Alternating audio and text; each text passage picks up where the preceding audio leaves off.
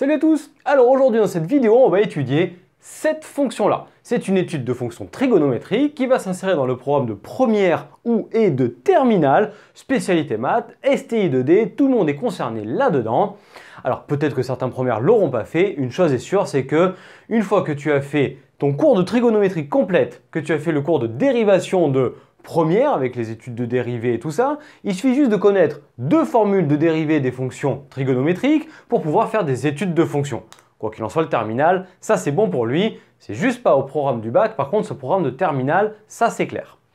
Alors, cette fonction-là, on va te demander de faire une étude de fonction, donc comme tu te dis bien, qui dit étude dit tableau de variation, a priori derrière en conclusion, donc variation de la fonction.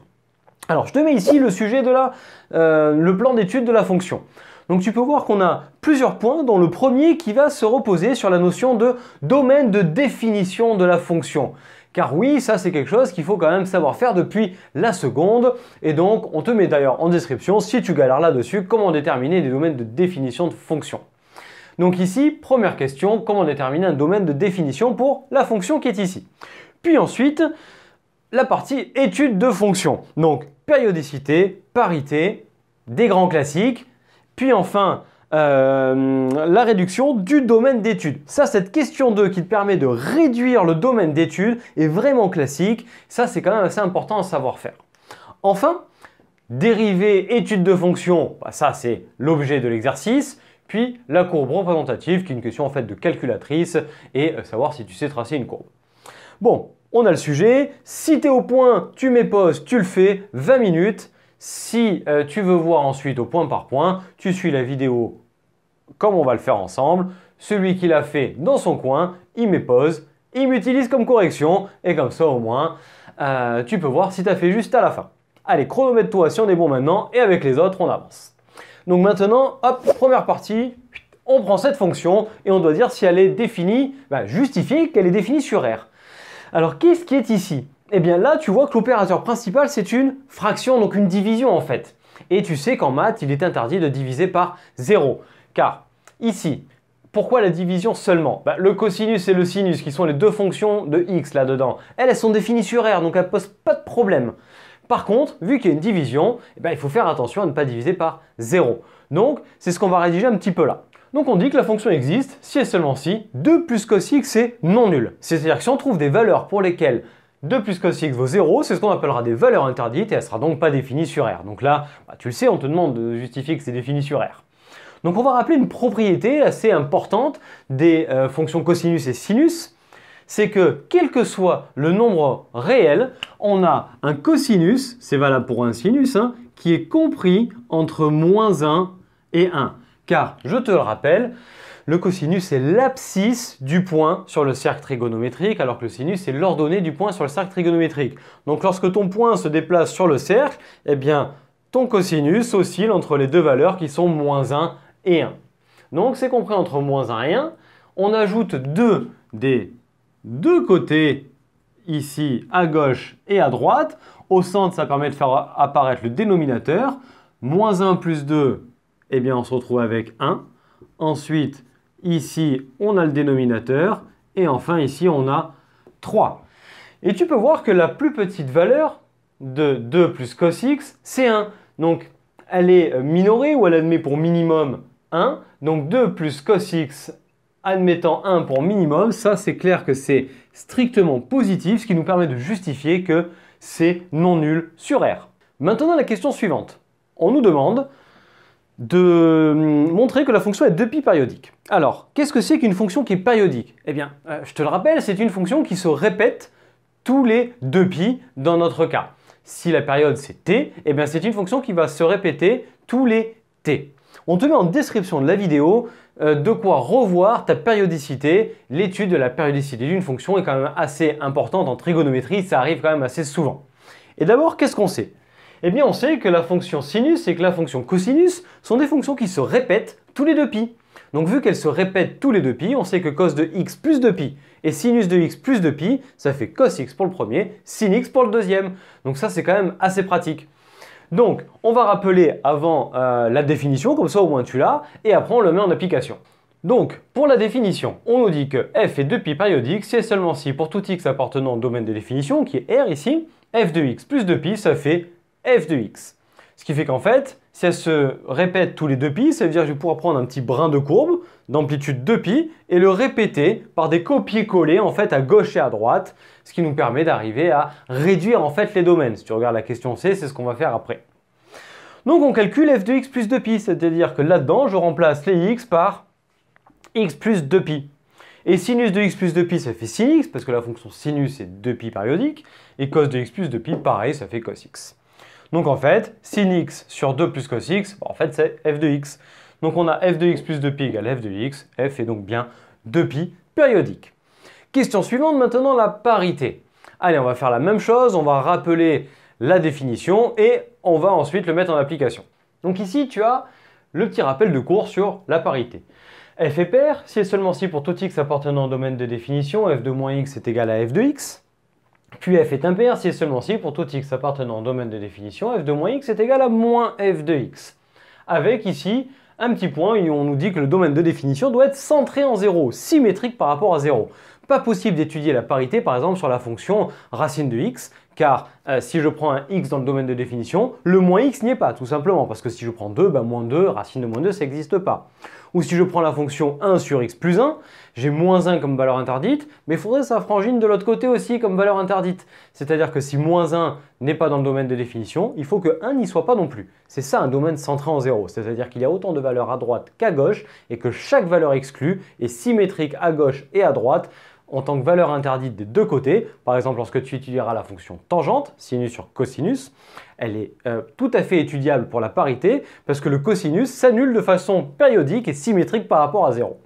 Bon allez, je ferme cette petite parenthèse et on regarde maintenant les conséquences de la parité. Une fonction paire, f de moins x égale f de x, c'est une fonction dont la courbe représentative va être symétrique par rapport à l'axe des ordonnées. Pense par exemple à ta fonction carré ou à ta fonction valeur absolue, qui sont des fonctions où si tu les plies selon l'axe des ordonnées, en fait on a la même chose à gauche et à droite. Donc ça, ce sont les fonctions paires.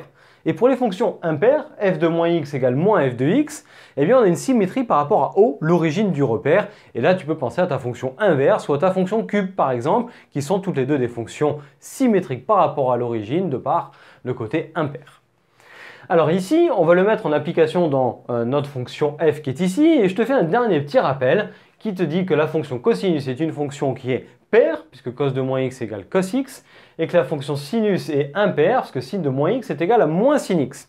Ça te renvoie vers ton cours sur la partie des angles associés. Donc si ça tu galères un petit peu, tu trouveras tout ça en description là en dessous. Donc on le met ici en application, notre domaine de définition CR, donc c'est clairement centré en 0. On calcule f de moins x et on remplace ce x par moins x et ce x par moins x. Sinus de moins x, moins sin x, cos de moins x, cos x. Donc on a cette expression-là qui correspond à moins f de x. Donc on a une fonction qui est impaire et donc une courbe symétrique par rapport à l'origine. Bon, maintenant on arrive au dernier point de la question 2 qui est en gros l'interprétation de la période et de la parité. Je t'invite à aller voir cette vidéo-là si ça tu galères un peu.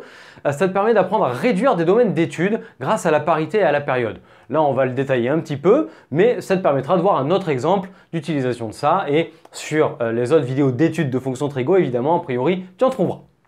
Donc maintenant, on passe à la question C de la partie 2 de cet exo. Et on nous demande d'en déduire un domaine sur lequel on peut étudier la fonction.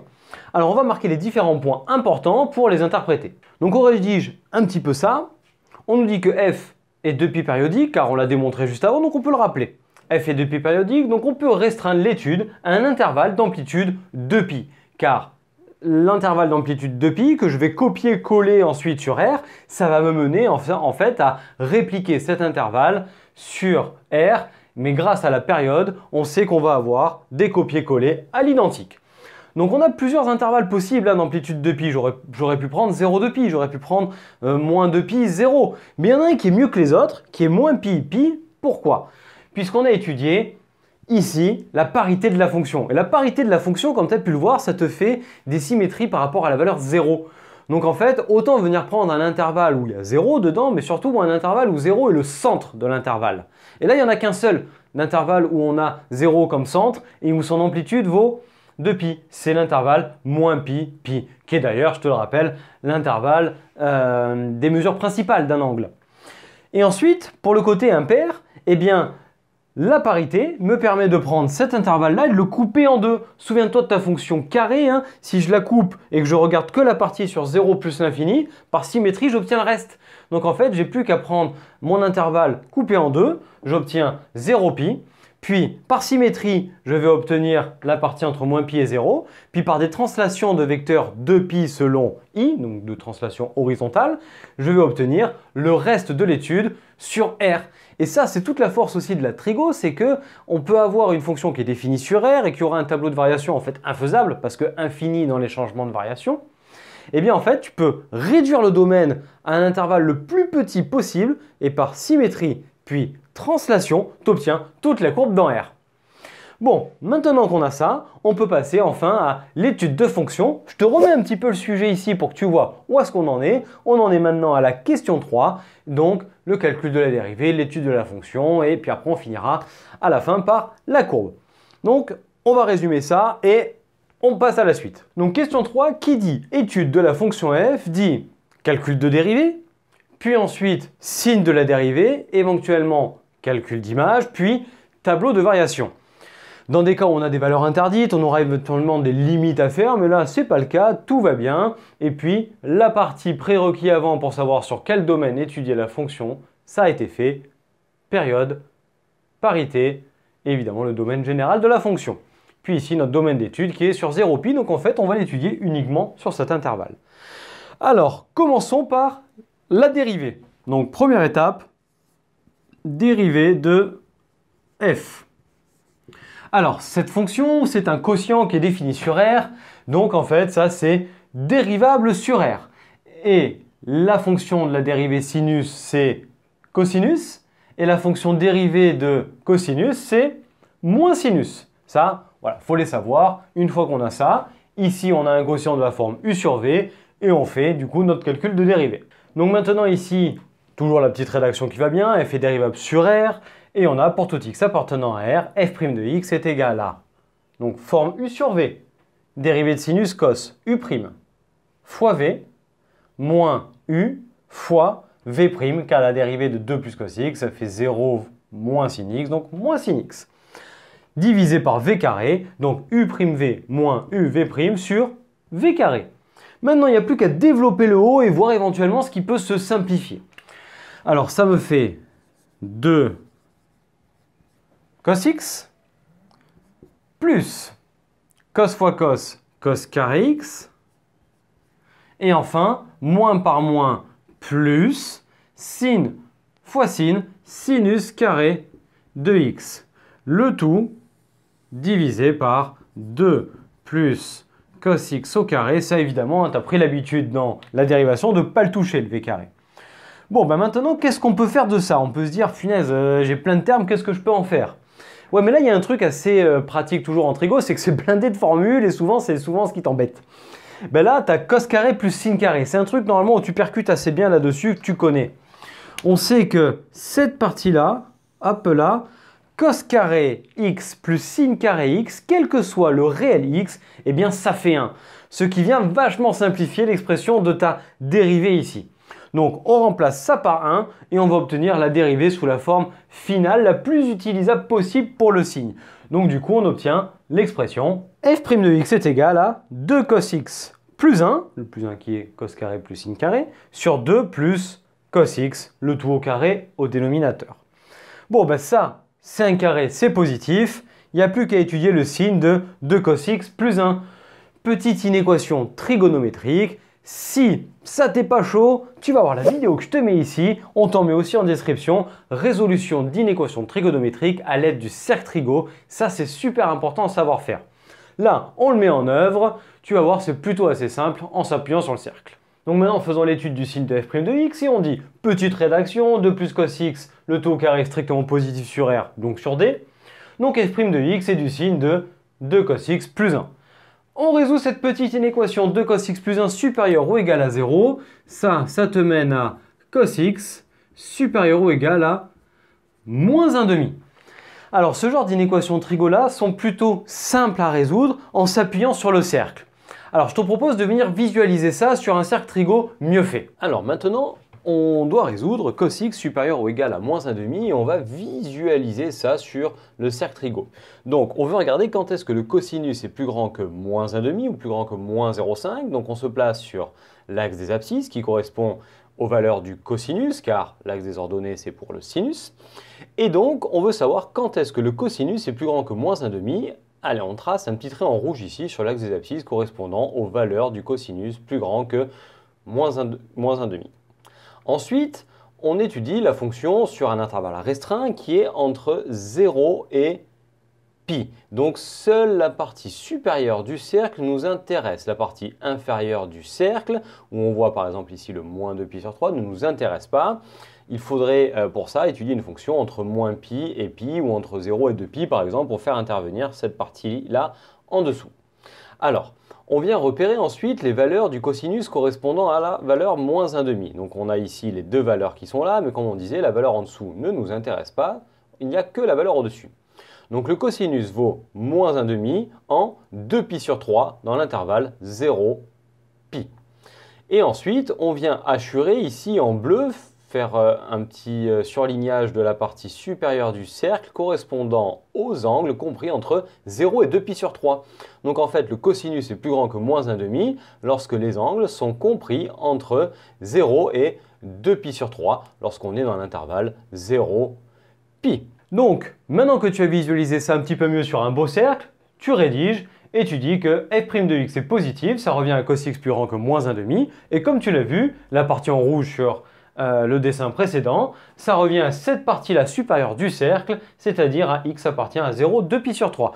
Et je te conseille vraiment en fait de faire ce petit cercle, à moins que ton professeur te dise non, moi ça j'en veux pas, tu me donnes directement le résultat, bon, soit, mais sinon je te conseille vraiment de le marquer parce que ça te permet de voir que tu as bien visualisé. Bon, maintenant on va calculer les images et après on va faire le tableau de variation.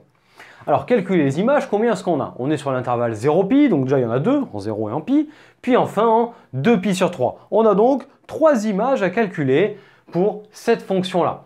Donc, connais bien ton tableau des valeurs particulières des cosinus et sinus, c'est super utile pour ça.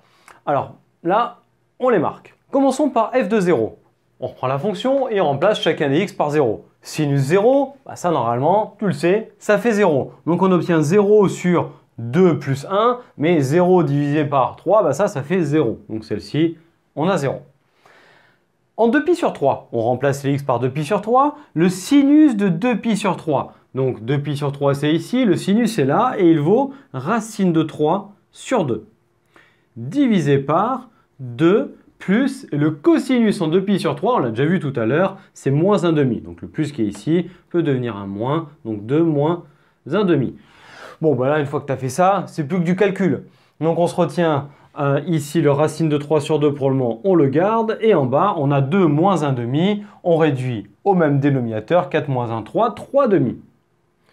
Je te détaille le calcul, hein, donc ça fait racine de 3 sur 2 fois multiplication par l'inverse 2 tiers. Hop, ça s'en va et on a racine de 3 sur 3. Tu peux l'avoir comme ça ou de la forme 1 sur racine de 3 si tu veux simplifier. Mais au final, on évite de mettre la racine en bas, donc ça c'est une bonne forme.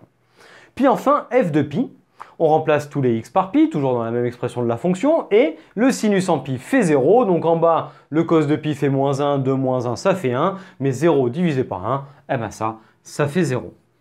Bon, ben maintenant on a nos 3 valeurs, on peut donc synthétiser tout ça dans un tableau de variation, et on aura fini l'étude de la fonction. Et donc voilà maintenant la synthèse de ce que l'on vient de faire ici, c'est-à-dire calcul de la dérivée, bon, qui ne figure pas là-dedans évidemment, mais ensuite étude du signe de la dérivée, ce qui est là. Donc on a demandé quand est-ce que la dérivée était positive, ça nous a ramené à résoudre cos x plus grand que moins 1/2, et donc la réponse était x entre 0 et 2pi sur 3, d'où le plus qui est ici, donc le moins qui est derrière.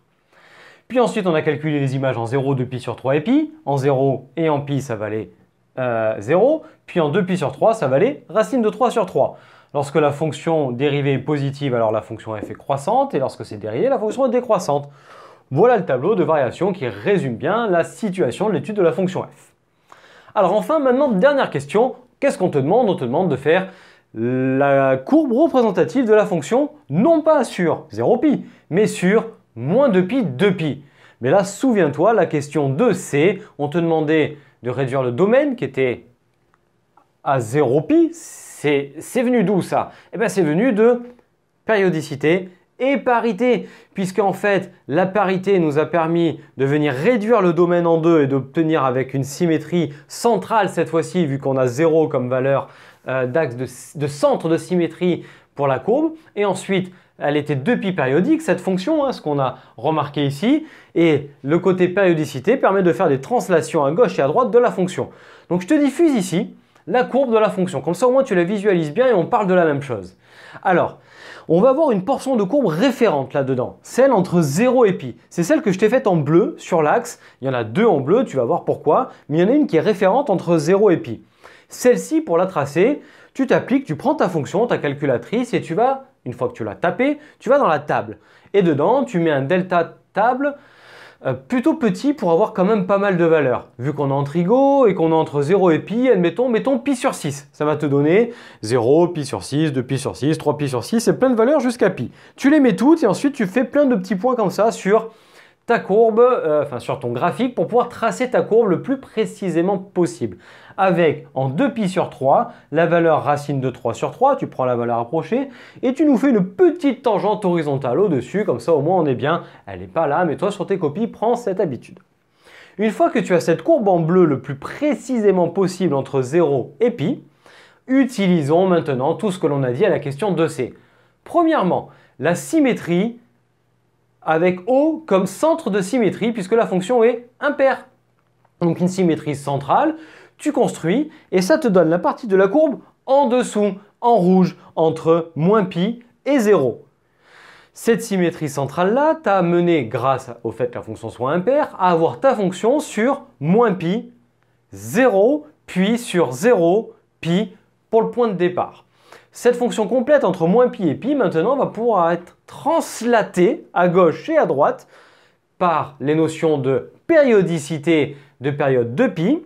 Donc, on prend la première partie, entre 0 et pi, la courbe en bleu. Mais si tu la translates de 2pi vers la gauche, ça te mène à la courbe entre moins 2pi et moins pi. Cette translation-là, tu la vois bien, tu prends ce morceau de courbe, pam, tu le décales, ça te donne la partie qui est en bleu. Et tu fais la même chose entre la partie entre moins pi et 0, tu la décales de 2pi, mais cette fois-ci vers la droite, et tu vas obtenir la partie entre pi et 2pi, toujours par la périodicité, en faisant donc entre 0 et pi la symétrie centrale, puis ensuite ces deux morceaux de courbe, un que tu translates de 2pi à gauche, un que tu translates de 2pi à droite, et tu obtiens ta courbe sur moins 2pi, 2pi. Et voilà, ta courbe est tracée en ayant tracé le plus précisément possible grâce à la calculette sur 0 pi. Bon, et bien voilà, maintenant on a notre courbe qui a été faite, on a répondu à chacune des questions de l'exercice, justifier le domaine de définition, la période, la parité, le domaine d'étude, étude de fonction, donc dérivée, étude de signe, calcul d'image, tableau de variation, puis la courbe. Bon, bah, celui qui a suivi ça depuis le début, j'espère qu'il a bien compris, et celui qui m'a mis en pause et a regardé la correction, j'espère qu'il a bien fait juste. Et pour t'entraîner d'ailleurs, tu peux aller voir d'autres vidéos qu'on te mettra enfin en vignette de cette vidéo-là, puis en description ici. Donc merci d'avoir suivi ça jusqu'au bout, j'espère que ça t'a plu. Si tel est le cas, n'hésite pas à lâcher le petit pouce bleu vers le haut, ça fera toujours plaisir, ça fera remonter dans l'algorithme, puis à venir t'abonner en activant la cloche pour avoir les prochaines notifs. Venir commenter, partager auprès de tes amis, ça fera plaisir. Et tu peux nous rejoindre sur Internet, sur nos réseaux sociaux Facebook et Instagram, on partage pas mal de choses là-dessus. Et d'ici à la prochaine vidéo, je te souhaite une belle journée, je te dis à très bientôt. Allez, ciao à tous!